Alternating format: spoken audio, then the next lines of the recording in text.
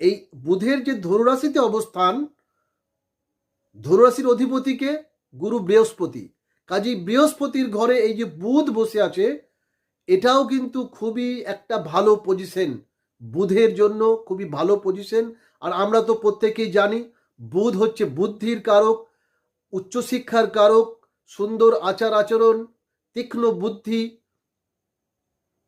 কথোপকথনে পারদর্শিতা, তারপরে হচ্ছে মানুষের সঙ্গে জনসংযোগ, এসবের যে পারদর্শিতা, সেটা কিন্তু বুধ তার কিন্তু কারক। আর কি, এই সূর্য আর বুধ কিন্তু একই ঘরে বসে আছে, এটা হচ্ছে বুধাদিত্য যোগ বলা হয়। ঠিক আছে, এটা কিন্তু আছে বুধাদিত্য যোগ। আর কি, চন্দ্র যেহেতু বিশ্বরাশিতে বসে আছে এবং বৃহস্পতি যেহেতু চন্দ্রের ঘরে বসে আছে অর্থাৎ কর্কটে বসে আছে, এই যে অবস্থান এটাকে বলা হয় গজকেশ